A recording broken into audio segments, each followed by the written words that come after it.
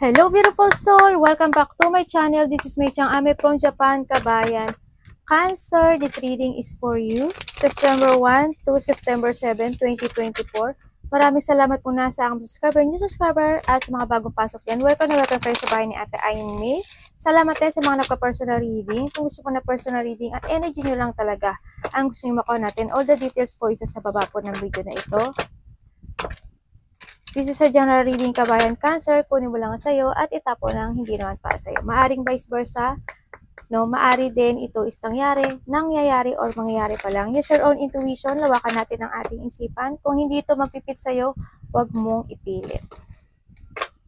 Tingnan natin. Hindi ko gusto yung balasa ko eh. Kaya inulit ko siya. Para po kay Cancer, September. Hindi ko talaga gusto yung balasa ko. Pagka gano'n, hindi ko siya feel. Hindi ko siya feel. Ang arte ni ate. Well, show nga nay. Maarte talaga ako. Para kay Cancer, please show me. Thank you. Anong energy mo, Cancer? Please show me. What is your energy? Thank you.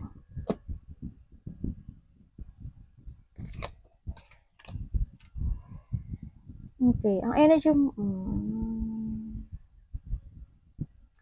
ang energy mo is dito ka sa situation mo na lungkot. Maybe may mga situation na may mga hindi mo kayang i-accept, may mga situation na maaari may problema ka sa financial, maaari sumasakit ulo mo, paa mo, or may mga sitwasyon na pagkakaroon ng doubt sa sarili, maaaring ganun. Sa iba, may mga sitwasyon na you're still waiting, and energy po rin is yung mga sitwasyon, hardship yan.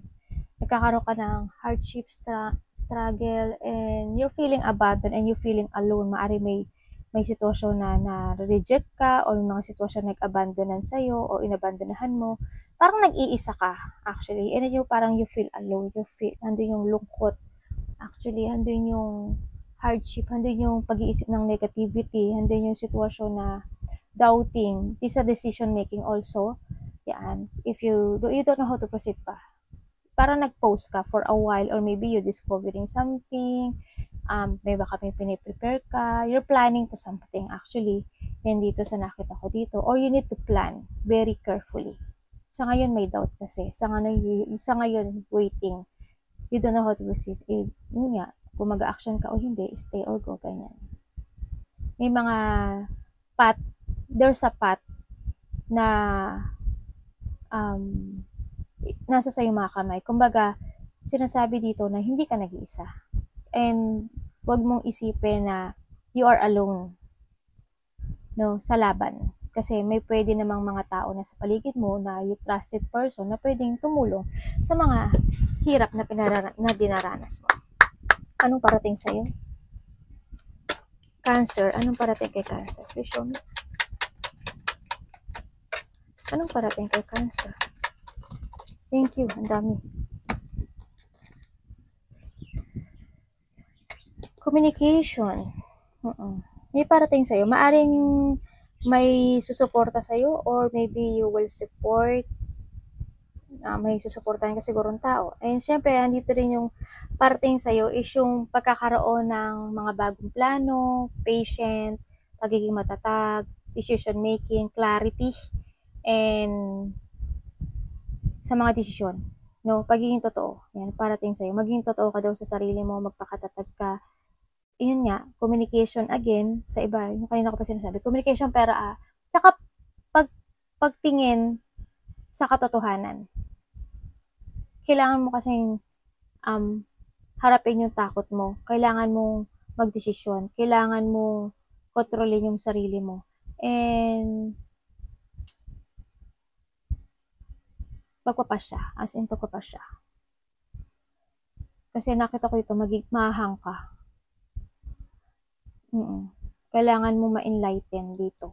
There's an enlightenment din sa iba. Yan, baka ma-enlighten na kayo, na magkakaroon na kayo ng decision sa buhay at magpapakatotoo na kayo sa buhay nyo. Maaring ikakat nyo na yung mga situation, tao, pangyayari, mga bagay na hindi na nakakagood sa'yo, mga ganyan. Ganun ang, mga ganun, alisin mo na yung mga hindi nararapat na nakapagpapabigay sa'yo na nahahang ka or nai-stuck ka. Yan, baka magkaroon ng enlightenment nga sa iba sa inyo or magkakaroon na kayo ng mga bagong pananaw sa buhay, strategy, ganyan, mga bagong plano. Mayroon may mga isa-sacrifice ka, may mga sitwasyon na kailangan mo i-accept, mga ganyan. Tingnan natin ang mga dapat iwasan. So, ito na, lumabas na. Mga dapat mong iwasan ay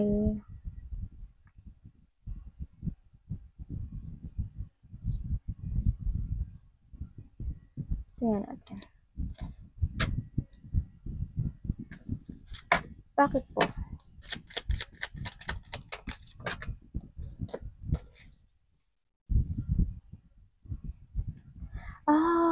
Okay. Ang mga dapat mo daw iwasan dito is yung maguluhan sa tamang direksyon mo. Yun nga, iwasan mo yung pagmamadali rin, sinasabi dito, to success. And then, plano, focus to yourself, and mga iwasan mo yung mga sitwasyon na yun nga, pagmamadali. You need to be patient sa lahat ng bagay. Yan. Kailangan mo daw iwasan na yung kailangan magkaroon ng process in life. Kailangan magkaroon ng strategizing, tsaka i-analyze mo daw yung mga situation. And mga dapat mo isawasan yung hindi pag-analyze ng situation, yung hindi dadaan sa tamang proseso, yung walang, hindi ka mga ganun. Kailangan ibigay mo yung determination mo dito, di ba? Para may magandang maging harvest ka sa sarili mo. Tsaka ang dapat mo rin daw iwasan yung mga situation na alam mong hindi ka magsasucess. Yung mga situation na alam mong hindi ka magiging masaya. Yung mga situation na alam mong hindi ka makaka-recover. Ganyan. Yung mga dapat mo iwasan. Kailangan magkaroon ng enlightenment. Actually, yung pinaka-ano dito. Enlightenment. And hard work, syempre. Kailangan. No, kumbaga, magpunla kang muli. Mag-focus ka sa sarili mo, stability mo, sa pera mo, sa business mo, sa ikagaganda ng buhay. Yun ang nakita ko dito. Tingnan natin, diba? When it comes to love, hindi lang sa boyfriend, girlfriend, love when it comes to your family, kapatid, kasama sa trabaho, at sa sarili. Kamusta si Cancer in love? Cancer in love, to show me.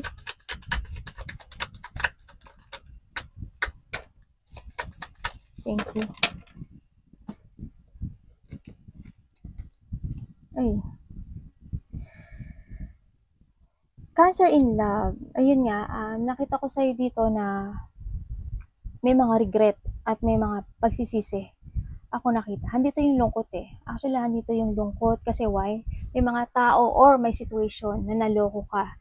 May liar, dishonest, babaero, lalakero, sneaky person, maaaring nanakawan ka, may nagnakaw, may nangloko, may nanglinglang. Yan, may mga sitwasyon na hindi naging totoo.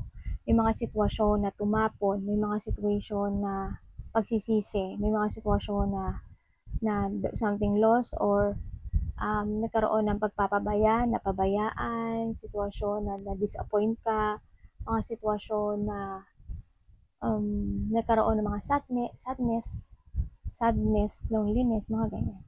Mga sitwasyon na hindi naging equal. Maaaring may mga gusto ka ipaglaban, na may mga gusto kang mahustisyahan. Yan. May mga gusto kang sitwasyon na gusto mo i-correct. May mga sitwasyon na gusto mo i-clarity. Yan. This is a decision making. Also, it comes to yourself na you need to let go yung isang sitwasyon na hindi na magwo-work sa'yo anymore. Huwag kang manghinayang sa mga yun. Okay? Kung ano man yung sitwasyon na yun. Look to the future. Hindi, huwag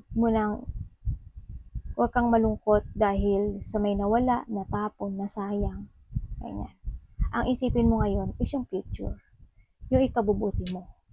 And syempre, you need to accept yung lesson na yun. Di ba? You need to getting away to something. Ganun na nakita ko. Love yourself more. isa sa love yourself more. Syempre, mas magandang mas mahalin mo yung sarili mo at mag-focus ka sa sarili mo.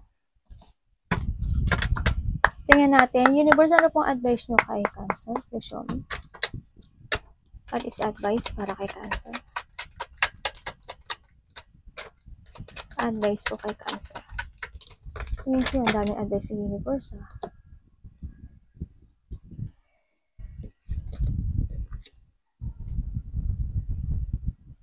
Ayun nga, kasasabi ko lang, di ba? Okay, the advice. Sobra to. Sobra yung nangyari sa'yo. There's a separation, may mga hindi nagkaintindihan, depression, feeling hopelessness, iyak, lungkot, emotion. There's a disappointment, storm, intense, emotional pain, trauma. Parang you are na-focus on a painful situation kasi sa nakita ko dito, hopelessness, syempre, andun yung nagkaroon ka ng, may frustration, victim mentality, and may mga sitwasyon na natrap at na-stuck ka. May mga situation ako na nakikita na talagang sobrang naloko ka, no? Yan, may mga nangyaring hindi makatotohanan at pagliling lang, pandaraya. Sinasabi ito, you need to escape sa isang sitwasyon na alam mong hindi mag-work sa iyo anymore. Forgiveness, you need to heal, you need to accept. And kung kailangan para ma-getting over mo tong hirap na to, i-share mo yung problema mo sa ibang tao, na trusted person, para mabigyan ka ng kagaangan ng nararamdaman. No? And recover yourself. And yun nga, kailangan dito na acceptance. Release mo yung sarili mo sa isang sitwasyon na natrap ka. You need ng freedom. You need to take in control and clear mind ang kailangan. Mental strength. And syempre, harapin mo yung takot mo. You need to escape sa isang sitwasyon na hindi naman na mag-work. Lumabas ka sa isang sitwasyon na corner ka, na lungkot. Yan, lumabas ka doon. Hindi yun para sa'yo, yung sitwasyon na yun. Hindi makakatulong din sa'yo. Alam ko naman na alam mo yan, di ba? Kung ano man tong sitwasyon na to, na pinagdadaanan mo na hardship, either pera, karelasyon, kasama sa trabaho, magulang, anak, kapatid, kung ano man sitwasyon ito, huwag kang magpatrap doon. Huwag kang mag-focus doon. Ang sinasabi rin dito, nakikita ko dito, there's a reconciliation. And then, syempre, either may magsishare ng problem sa'yo or ikaw ang magsishare ng problem. And then, sa nakita ko dito na may lumalabo ba ang mata? Parang ganun nakita ko. Yun, ingat lang din. Nakikita ko dito. Yan, mahalin mo more yung sarili mo. Okay? Arigato, namaste, God bless.